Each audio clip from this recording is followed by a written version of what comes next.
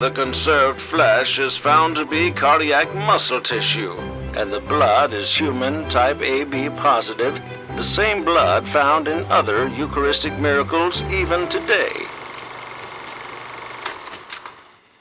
On this day, more than 6,000 Catholic schools will open their doors to teach the truth of Jesus Christ. The mission is simple: to teach what is good, beautiful, honorable, and true. For as Jesus himself said, you will know the truth, and the truth will set you free. Be strong, be bold, be Catholic. EWTN. Live truth. Live Catholic.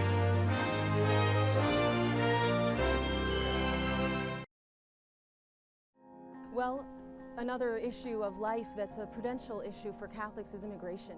On the record with former Vice President Mike Pence, as EWTN News begins a series of interviews with presidential candidates. It felt like justice was happening. 5 years after the deadliest anti-Semitic attack in U.S. history, a mass shooter is sentenced for the hate crime that took the lives of 11 worshipers. We hear from survivors. And Pope Francis greets massive crowds at World Youth Day in Lisbon, a complete wrap of events from EWTN Cruise in Portugal. EWTN News In Depth starts now.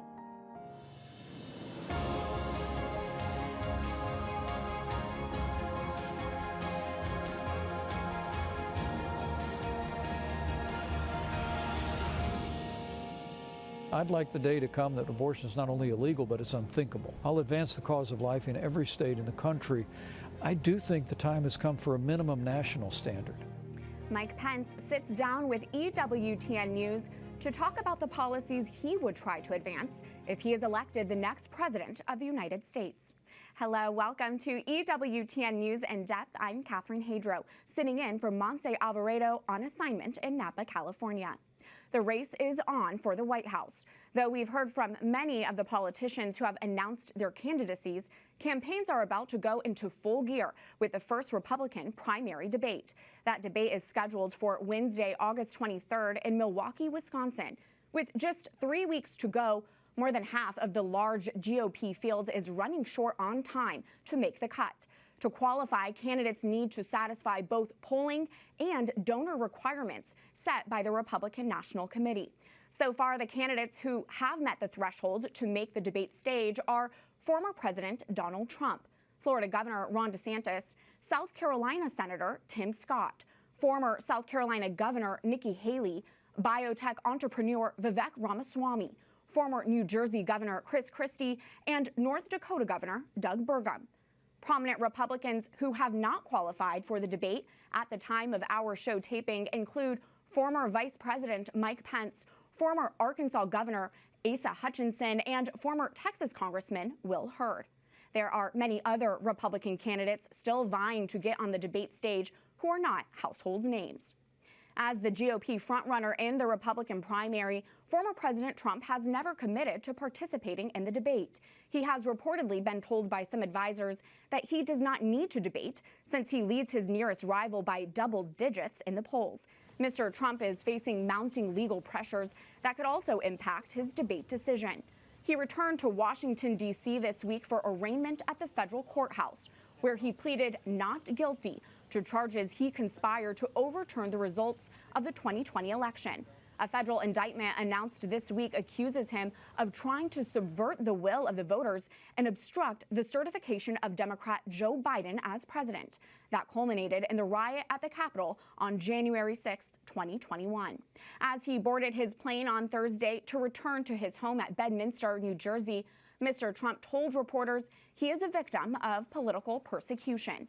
The next hearing in this case is at the end of this month, when a tentative trial date will be set.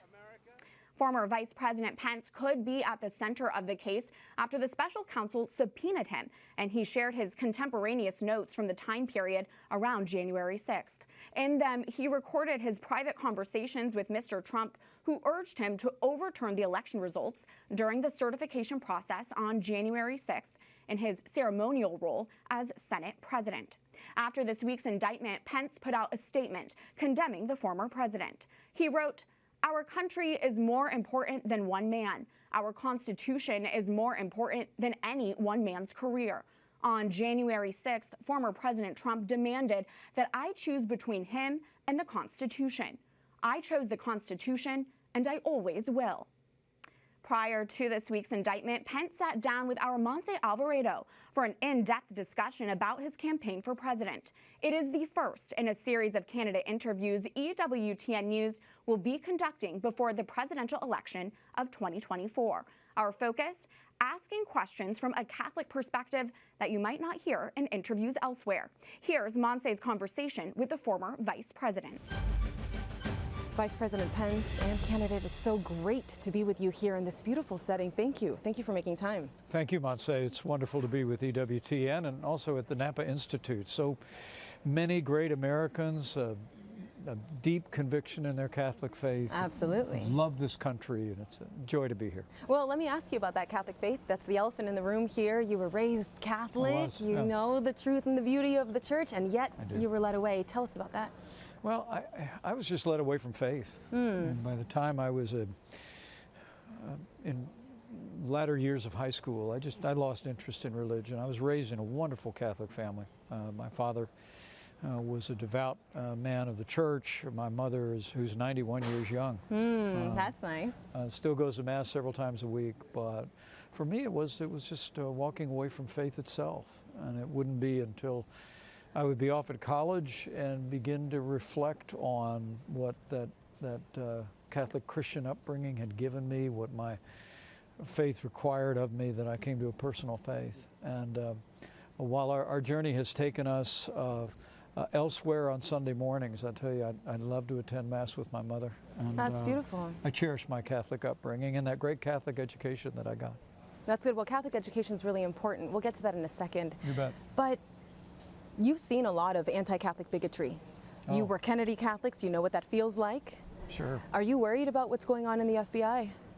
Well, I'm worried about what's going on at the Justice Department, frankly. I've made it clear that if I'm elected President of the United States, we're going to clean house on the whole top floor of the Justice Department. Not just a new Attorney General, a new Director of the FBI, but also all the people that serve around them. I mean, to see what many Americans believe has been the unequal treatment under the law, but worse still, targeting pro-life Catholics in this country, people of deep conviction and faith. Actually, have circulated a memorandum to even reflect on that. I think it says to me that something has gone awry at the highest levels. Truth is, most of the men and women that go to work every day at the FBI and in the Justice Department are good, decent Americans.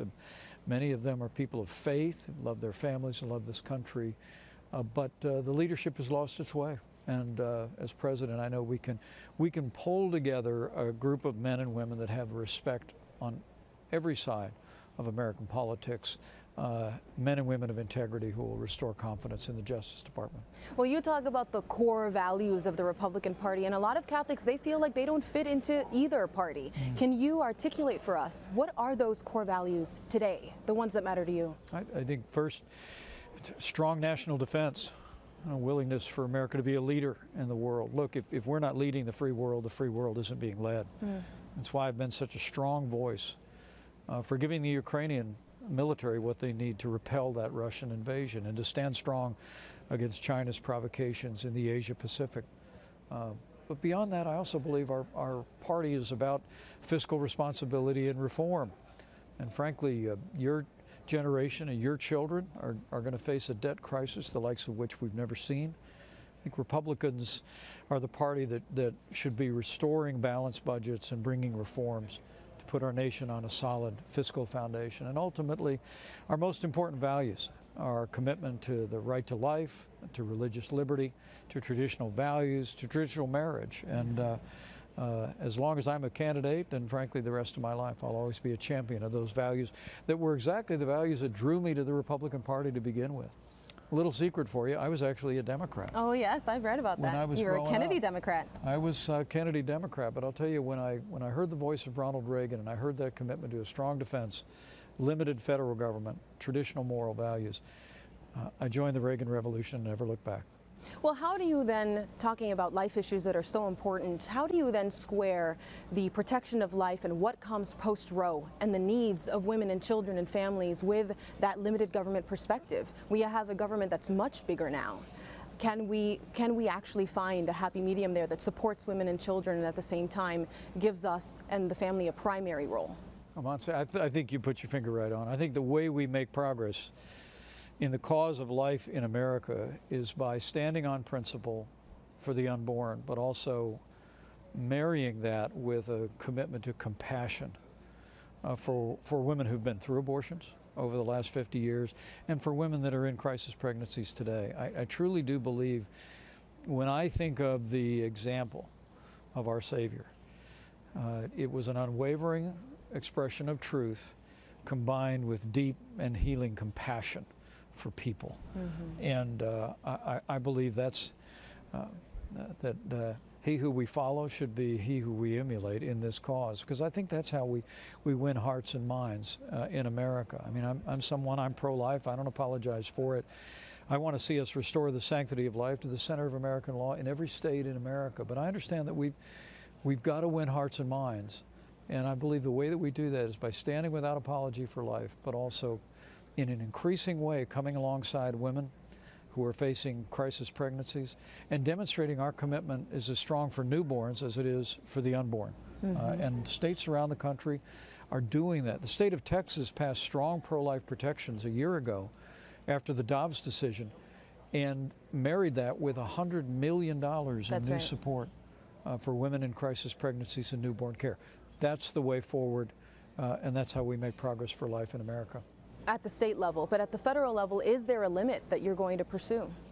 Well, look, I believe that when the Supreme Court sent Roe versus Wade to the ash heap of history, they returned the question of abortion to the states and to the American people.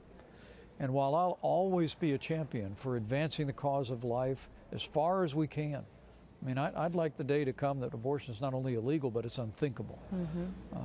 I'll advance the cause of life in every state in the country. I do think the time has come for a minimum national standard. I mean, right now, America's laws on abortion in half of our states has more in common with the way China and North Korea and Iran deal with abortion, and that is abortion on demand all the way up to the moment of birth. We can do better than that, and by creating a minimum national standard that bans abortion after 15 weeks, I think we'll save tens of thousands of innocent lives. And then we can work every day to continue to advance the cause of life for a national ban. Each state across the country. Well, another issue of life that's a prudential issue for Catholics is immigration. And under the Trump administration, you were part of what was going to be a compromise, helping DACA individuals have a path forward. Is that something that you'll be pursuing? Well, thank you for knowing about that. It was, look, we were working to get the funding to build a wall. You know, I come from Indiana, big farm country, and we have an old saying, that good fences make good neighbors. And we built hundreds of miles of border wall. We reduced illegal immigration at the southern border by some 90% through the Remain in Mexico policy and others. But one of the things people miss is that under our administration, we actually offered a solution on Dreamers. I mean, literally, for the 11 million people who are already here. Well, but for people that were brought here as children through no fault of their own, we offered to make it possible for those children, many of whom are adults, many of whom have gone on to great careers and also service in the military of the United States. We said to Democrats in the Congress back at the end of 2018, if you give us the funding for the wall, we'll solve the issue of Dreamers. Now, the larger issues of the 11 million who are here, I think is going to take a longer period of time for us to resolve. But I think if we can secure our border, if we can resolve some of these issues with principle and compassion, I think the next president of the United States will have an opportunity to fix a broken immigration system once and for all. You wouldn't necessarily know it from my last name, but my grandfather immigrated to this country from Ireland. He got off a boat in 1923. Richard Michael Cawley is how Michael Richard Pence got to be Vice President of the United States. This is a nation where dreams come true, and that immigration system is broken today. We can fix it, we can repair it, and after we do all of that, then we can look for opportunities to resolve some of these long-term intractable problems as well. Well, it's certainly a nation where my dreams have come true. You talked about Ukraine early on. Ukraine was something that came up in an interview where you said something that I think is good for you to clear up. It's not our concern, but it is our concern. You just said it is. Tell me a little more about how you feel about Ukraine and Russia in general. Sure. We used to have an old term for that. It was called fake news. The internet ended up using a spliced version of an answer, but we addressed it fairly quickly. Look, what I believe it's in the national interest of America for us to support the Ukrainian military for one reason, and that is, as a father of a captain in the Marine Corps, father-in-law of a lieutenant in the Navy, I have no doubt if Vladimir Putin overruns Ukraine, it's not going to be long before he crosses a border where our men and women in uniform are going to have to go fight him under NATO's Article 5 treaty. And so I believe it's absolutely essential. We're the leader of the free world. We're the arsenal of democracy. Now, there are voices within our party, including other candidates for president, who have called it a territorial dispute, who have suggested that America does not have an interest there. I strongly disagree. As I said before, if America's not leading the free world's not being led. And I don't want to live in a world where China and Russia are setting the rules on the global stage. I want freedom to set the rules on the global stage. And I made that very clear in that interview. And my first priority is the people and the security of the United States of America. I believe it's in our interest, in our security interest, for us to support the Ukrainians as they make the fight against a Russian invasion. Now, Mr. Pence, I get one more question, and I want to ask you, you're a proven leader. You are a tested leader with what happened in January 6th.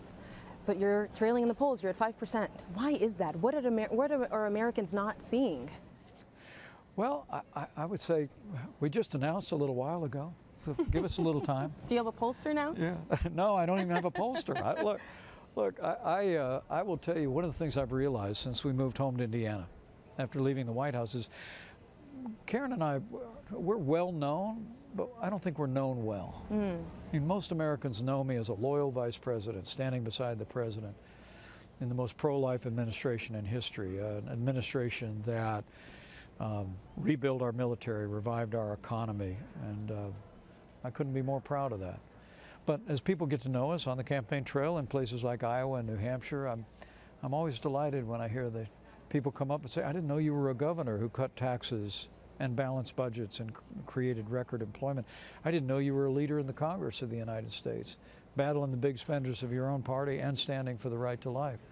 So for 20 years, Karen and I had the opportunity to serve and the chance to say to people that the reason we're running is because we've been blessed with a career of service that I believe has made us the most qualified person in this race to be the next president of the United States.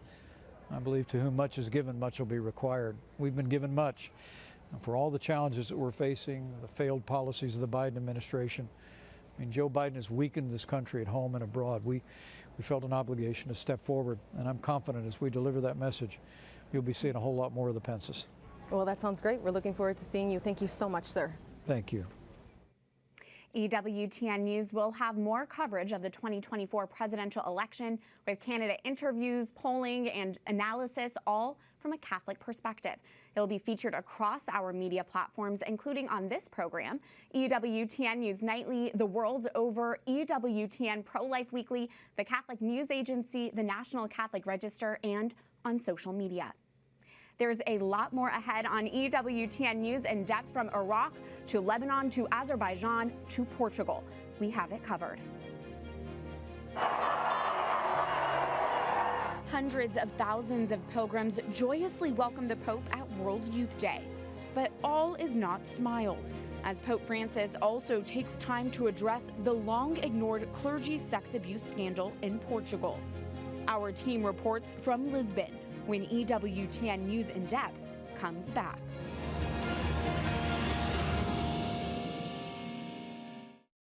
Hello, family. August 15th marks the 42nd anniversary of Mother Angelica flipping the switch and broadcasting the first program on EWTN, the Eternal Word television network.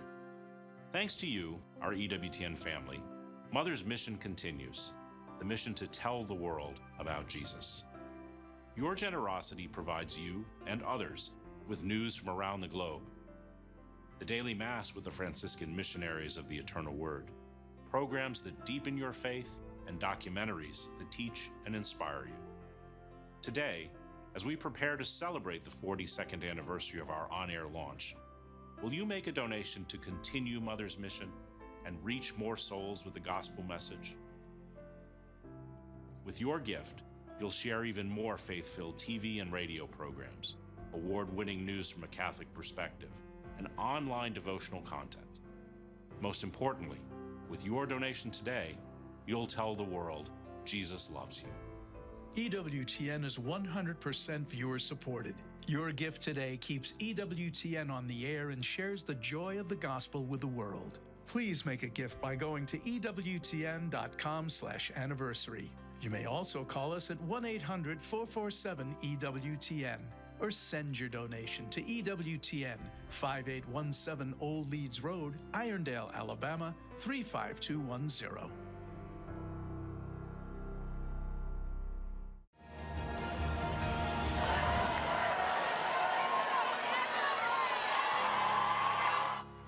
Hundreds of thousands of young people from all over the world welcome Pope Francis as he arrives in a park in Lisbon, Portugal. Waving flags from more than 190 countries, they join the Holy Father for the opening ceremony of World Youth Day. He told them they are all precious children in God's eyes and that God's heart beats uniquely for them. We have a large EWTN News team on the ground covering this exciting event. Up front and center, correspondent Colin Flynn. Skeptics said young people wouldn't come in great numbers, that economic worries, post-pandemic concerns, and the abuse crisis in the church would keep them away. And yet, an estimated 300,000 young people filled Edward VII Park in the centre of Lisbon for the opening Mass of World Youth Day. The young people flooded the city of Lisbon, literally coming from every corner of the world.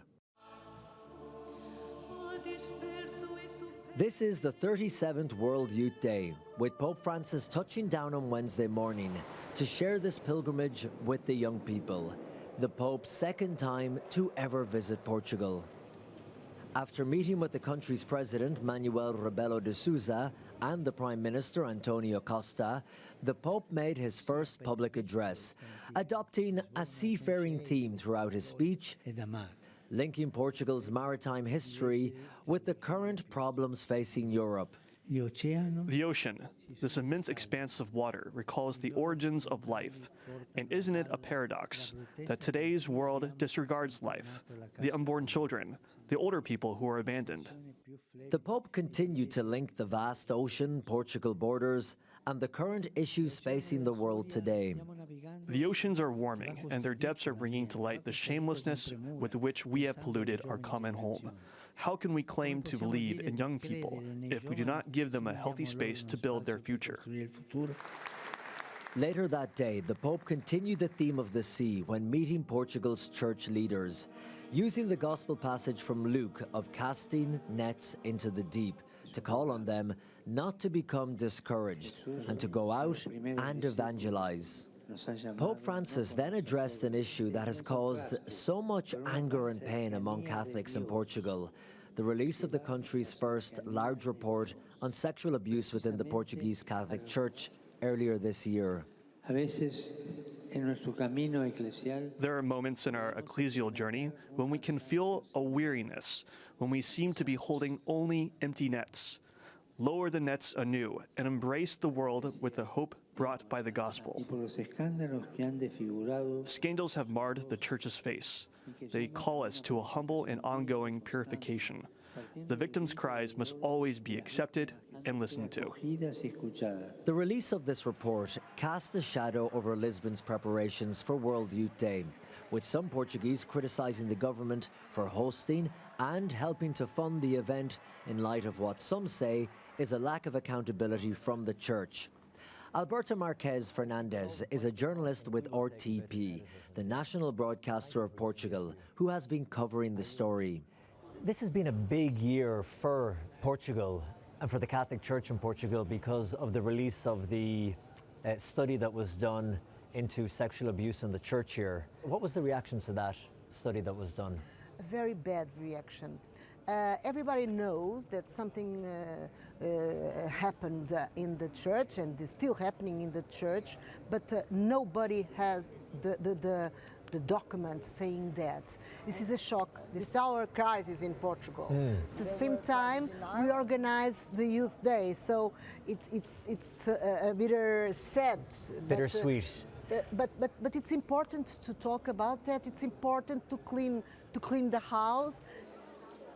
Away from the cameras and the press, Pope Francis did meet privately with 13 abuse victims. On Thursday morning, the Pope visited the Catholic University of Portugal, where he heard the testimonies of 4 young people who shared their hopes and dreams for the future, not just for themselves, but also for the entire world. One young woman from Iran, who is now living in Portugal, told the Pope about living in fear for herself and her family, but how that has only strengthened her faith.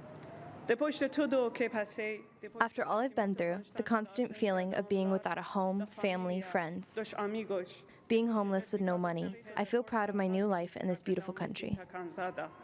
She finished by telling Pope Francis that she could not describe what it meant for her to be speaking to him. An event like this is not cheap. When we visited Lisbon a few months ago to report on the preparations for World Youth Day, we sat down with the mayor of Lisbon, Carlos Moedas, and spoke about the scrutiny around the costs of hosting the event, as well as other logistical challenges. Now, he says it has all been worth it. Now the moment has arrived. How is everything going? It's very well. I think that we are giving an example also to the world that a city like Lisbon is prepared, that we were able to do our job. We have 43,000 people that we are really putting in schools. They're sleeping there, they're happy. So we found ways, as I told you. On Thursday, the pilgrims were back at Edward VII Park, the large blue stage symbolizing a wave in the ocean, where they gave an emotional welcome to Pope Francis. And speaking to them, he told them that they were being called. Each of us is called by name, called because we are loved. In God's eyes, we are precious children, a unique and original masterpiece whose beauty we can only begin to glimpse. Organizers estimate that over 500,000 young people were in the crowd. Exciting, but also overwhelming with so many people in so many countries. Of seeing people with like-minded individuals that want to be closer to Christ. Crazy to see it in person and how many people really love Jesus. This weekend, Pope Francis and the pilgrims will move location when they go to Tejo Park along the Tejo River. On Saturday night, they will have a candlelit vigil, and then on Sunday, Pope Francis will celebrate the final Mass, bringing World Youth Day to a close with a crowd expected to be up to 1 million. In Lisbon, Portugal, Colin Flynn, EWTN News in Depth.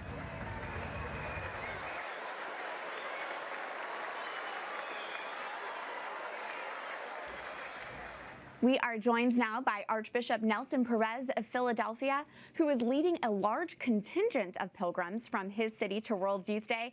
Looking at social media, your group appears to really be enjoying themselves, Your Excellency. Thank you so much for joining us. Thank you, Catherine. It's wonderful to be here with you from Lisbon, Portugal. Amazing. The World Youth Day 23. This is amazing. Absolutely. Well, let's talk about the Rise Up sessions that you delivered both in English and in Spanish at this World Youth Day. What is a Rise Up session? That's new this year. Well, they're part of catechesis, right? And each day had a particular focus. One was on social friendship, mercy today. So I gathered with a couple of hundred youth, actually from Spain today. Today I did it in Spanish. And we had a wonderful holy hour, exposition of the Eucharist, opportunity for confession, and finished with a wonderful mass and celebrated by myself and a group of priests, and also the Archbishop of Granada in Spain. So one of the wonderful things of World Youth Day is that it brings all of us from the world, our young people and priests and bishops and religious, all together from the whole world. And it really celebrates the Catholicity, right? The global nature, the universality of the church. Absolutely. Well, to that point, you are one of the more than 60 U.S. bishops there in Lisbon. Now, World Youth Day was designed mainly for 16 to 35-year-olds, but has this been an enriching experience for you? I'm a little older than that. Just, not by much, but how has this experience been for you and your brother bishops? Have you found it enriching as well?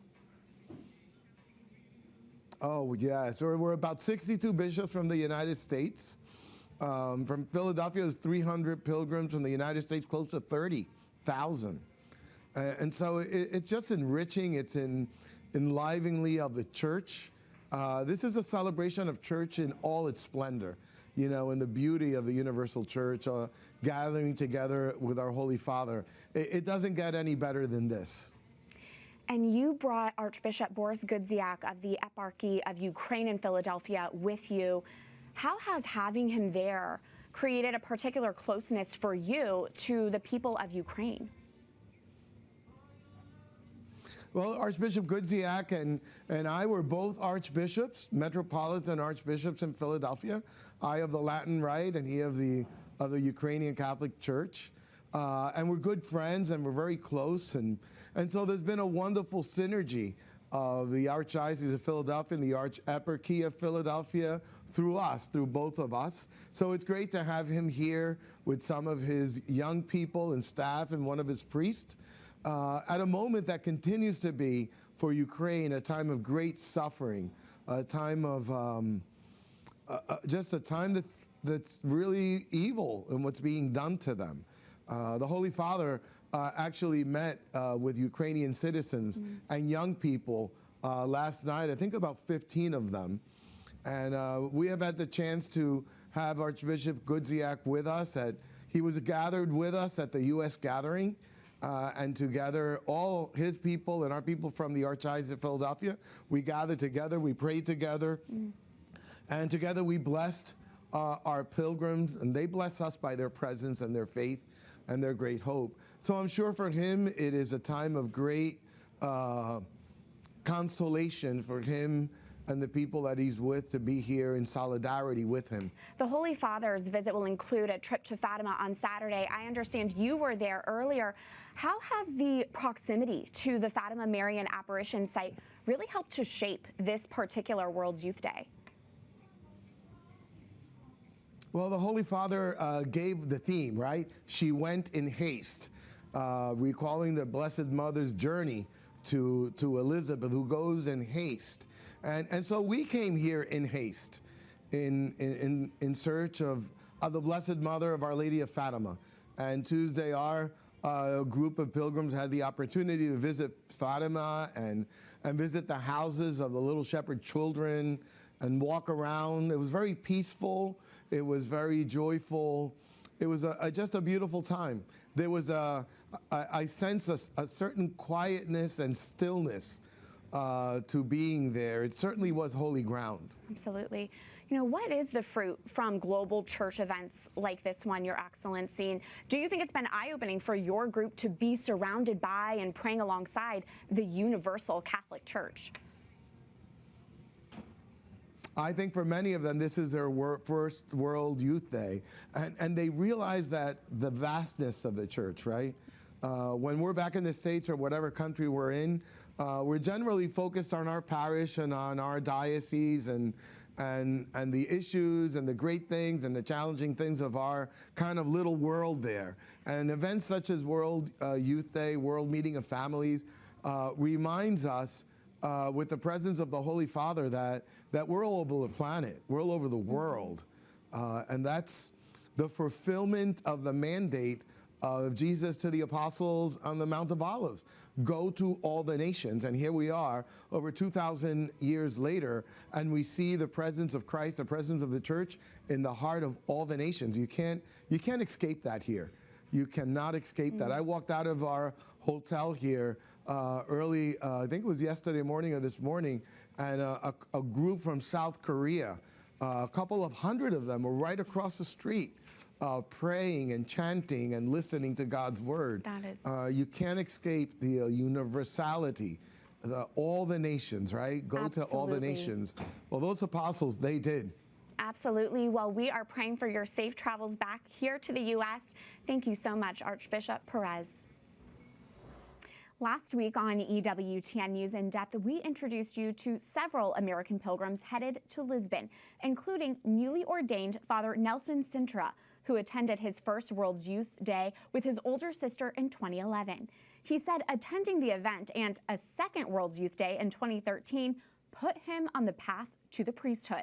We caught up with Father Sintra this week in Lisbon, where he spoke about the importance of coming together in a big event with large numbers of other pilgrims. There are people here from all over the world, and in my experiences in World Youth Days in the past, you can walk just a few feet and hear every language spoken, and that's a real vivid representation of the universal church, that we're all here around the Holy Father, and he's here representing Christ for us, so we're really here around Christ, and it's really powerful for our own faith and to edify those of others. As a new priest, Father Sintra now serves in the Diocese of Boise, Idaho. He was part of a leadership team that brought 50 young people to Lisbon. World Youth Day ends this weekend. Our Colin Flynn will have a wrap-up report on Monday on EWTN News Nightly. News headlines are next in the Week in Review. Finally, justice has been served. And even though nothing will bring my dad back, I feel like a weight has been lifted, and I can breathe a sigh of relief. Resolution, finally, for those scarred from the worst attack on American Jews in our nation's history. News from the courtroom ahead. And a Catholic school district is sued for allegedly discriminating against students with disabilities.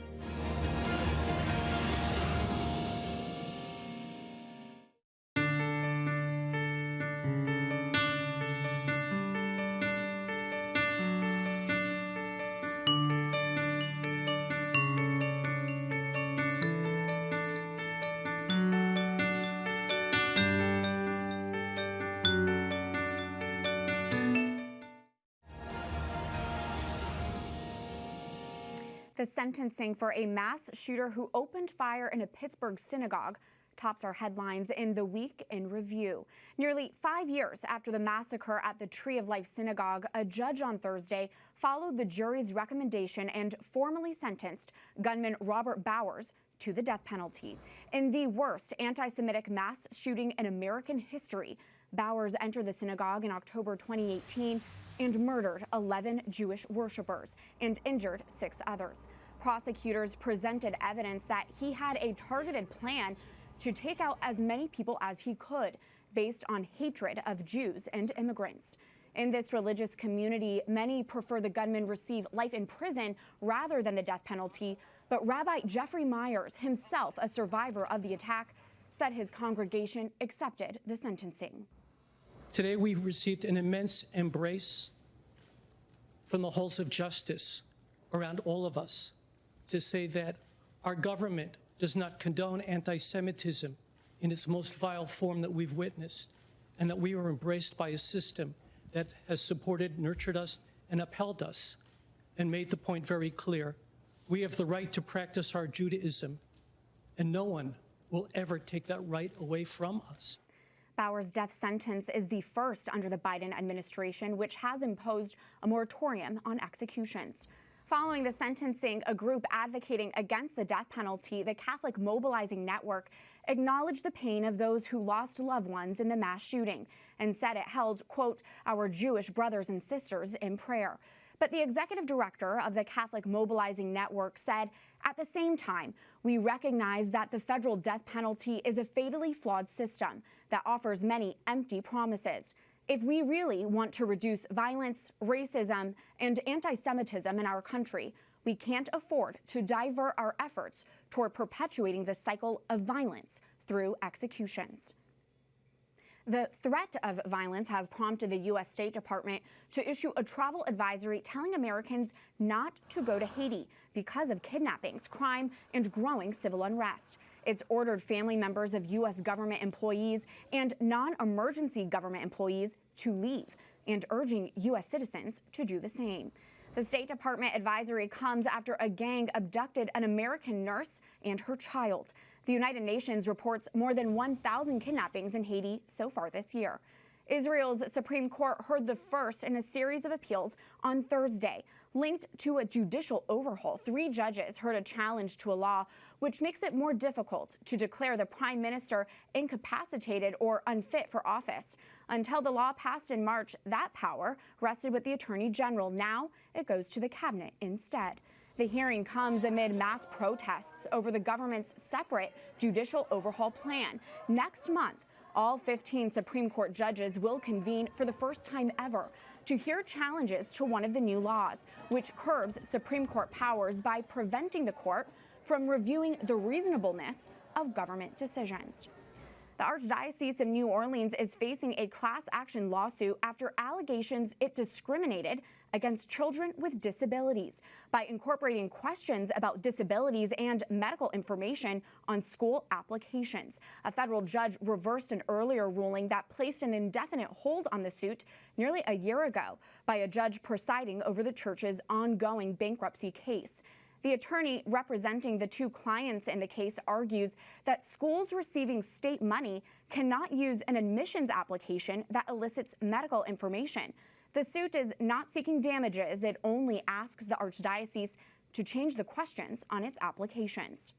Next, challenges for Christianity in the Middle East. More conversations about the church from Montse's assignment in California.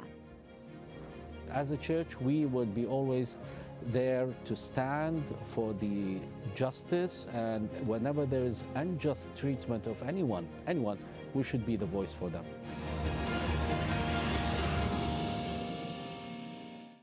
Hi, I'm Doug Keck, inviting you to join me next time when our special guest is Father Brian Thomas Becket Milady. 2 of his books, The Roots of Christian Civilization and a primer on fundamental moral theology. When you don't believe there's an objective human nature, it's very hard to have any kind of social justice at all because you can't agree on what it is, your final purpose is. That's the one and only Father Brian Thomas Becket Milady, next time right here on Bookmark.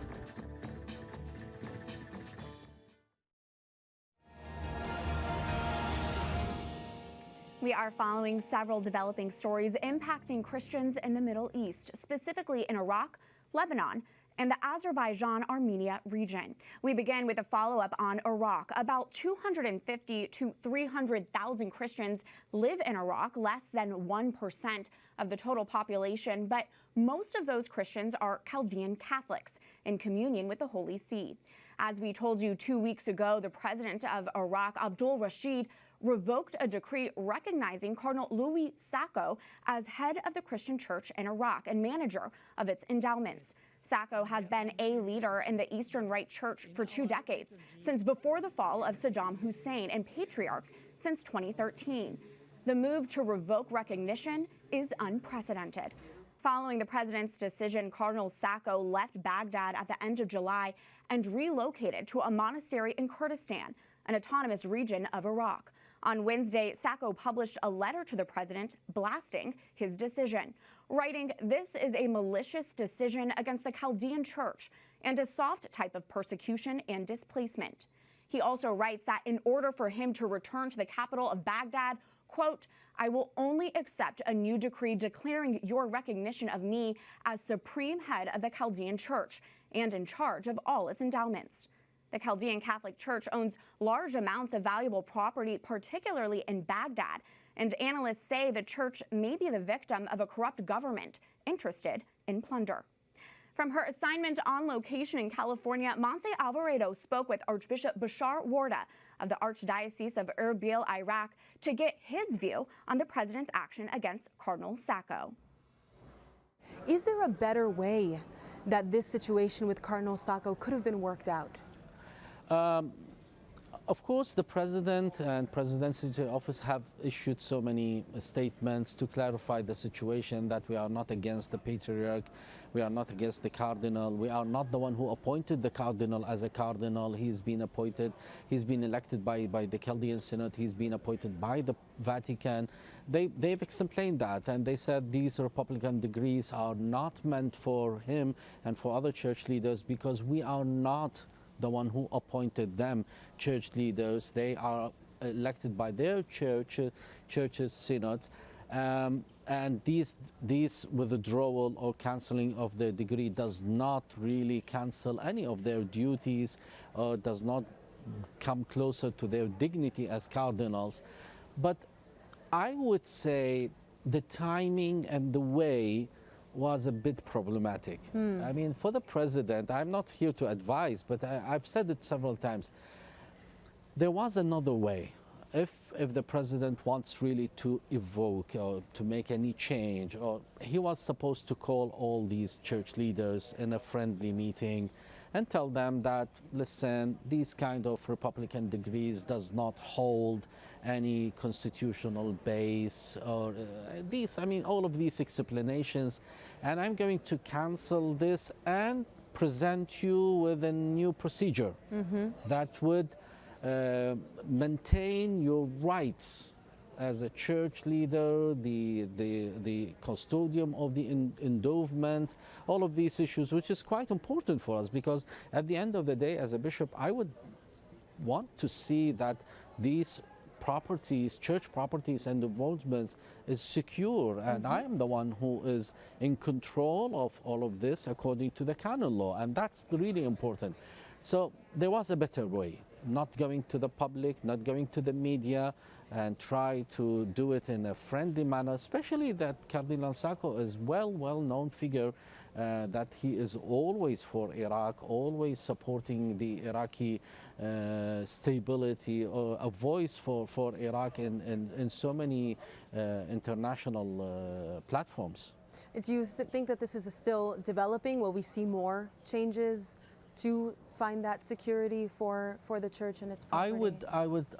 I think that people are working closely together to find not just a solution, but a way to ensure that all these church properties are under the administration of the church and under the administration of the patriarchs, because there are 3 patriarchs there, yes, and also bishops and church leaders. It's alleged that Iraq's president revoked Sacco's authority following a meeting with the head of the Iran-backed Christian political party called the Babylon Movement. It is an armed militia that emerged to fight the Islamic State. The Babylon Movement has been accused of illegal land seizures and presents itself as Chaldean Catholic and Christian, but is mostly composed of Shiite Muslims. In 2021, the Babylon Movement took 4 of the 5 seats in the Iraqi parliament reserved for Christian candidates, which has raised concerns not only about true Christian representation, but also the growing influence of Iran within Iraqi politics.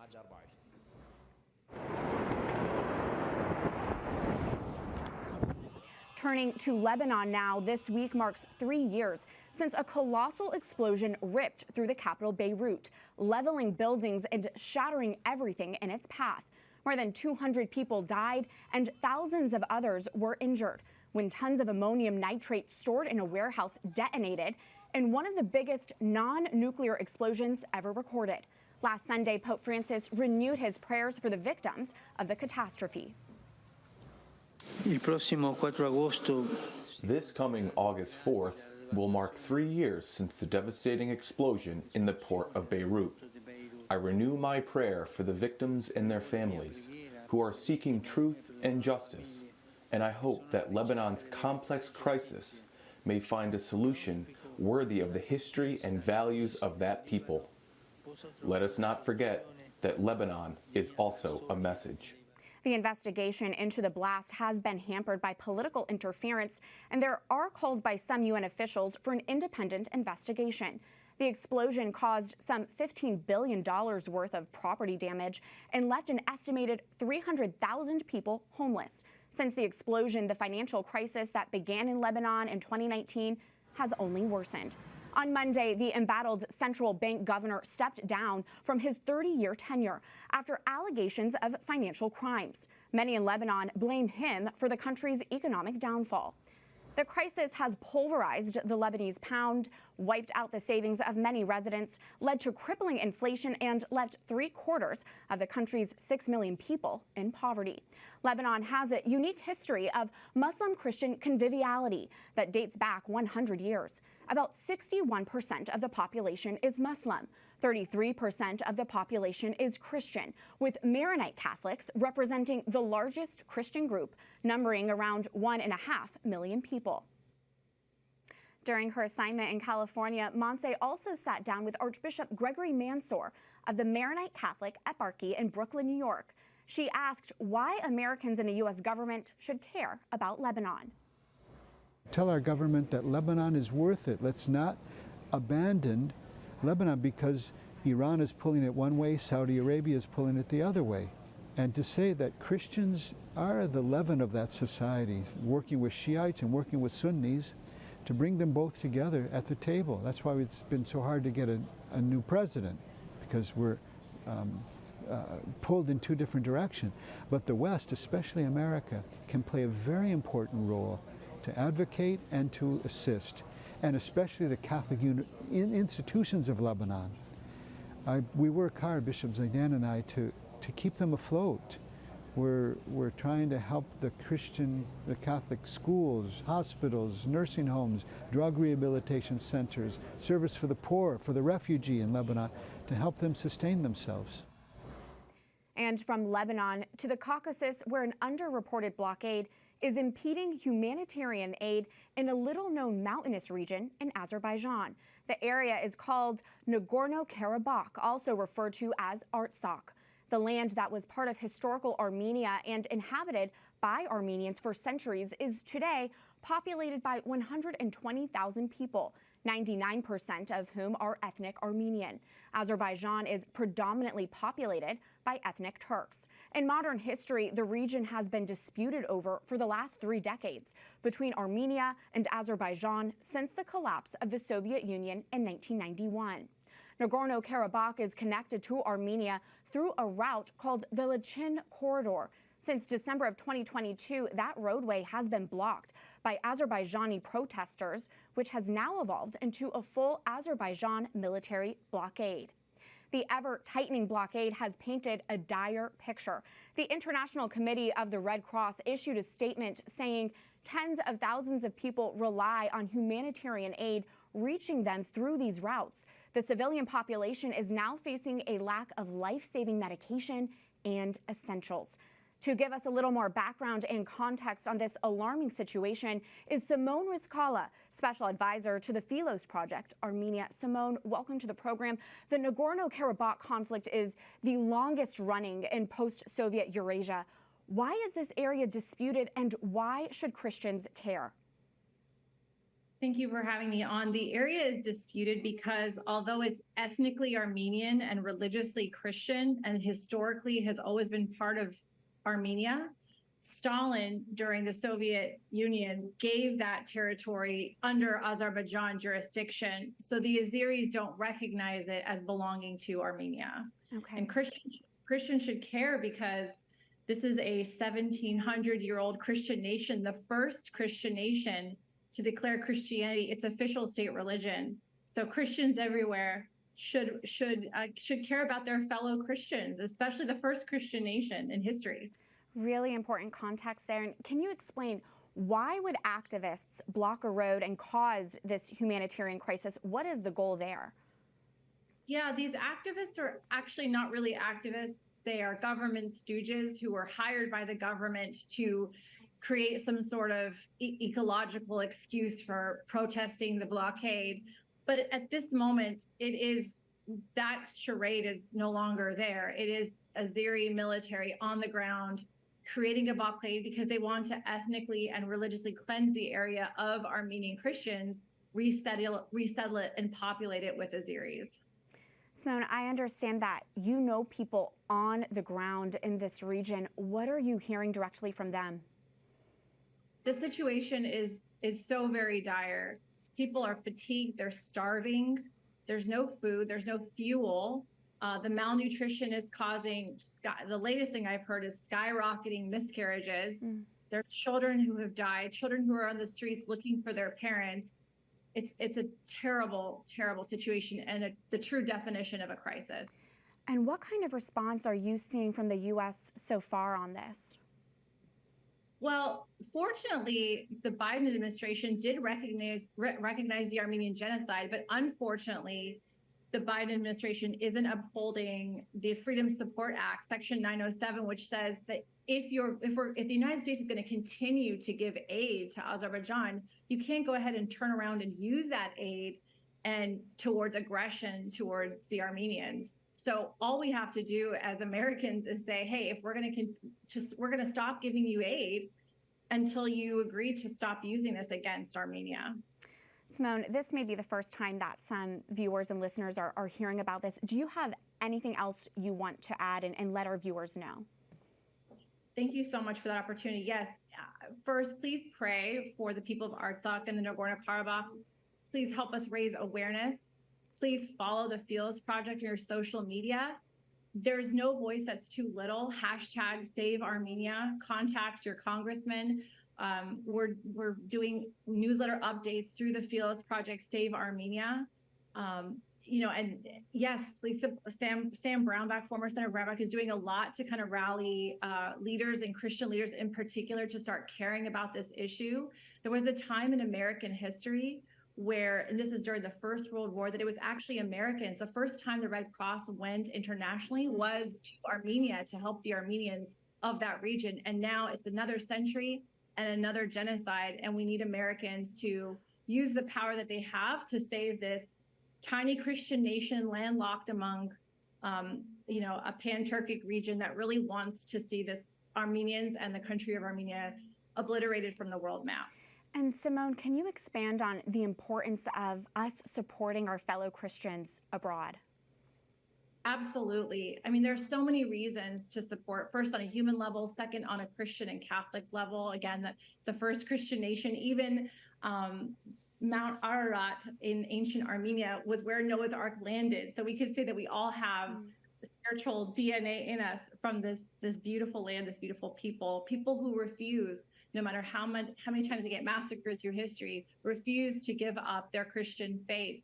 And also as Westerners, Armenia is a democratic country, Christian, and upholds Western values in a region that does not share Western values or Western faith. So this is important both spiritually and culturally. Well, Simone, be assured that we join our prayers with you. Thank you so much for joining us and bringing this important insight. Thank you. Thank you so much. Dizei primeiro, paz é esta casa. Some final images from World Youth Day when EWTN News In Depth returns.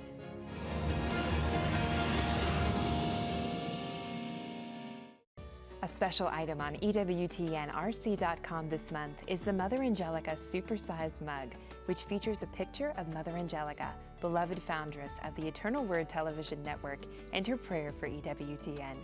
This generous 20-ounce black ceramic mug is a great way to remember Mother Angelica's mission. Order today at EWTNRC.com, item number M8176, or call 1-800-854-6316. Before we go, we take one quick look again at the sights and experiences of this year's World Youth Day in Lisbon, Portugal. These visuals put together for you by our EWTN News team for Images of the Week. Enjoy.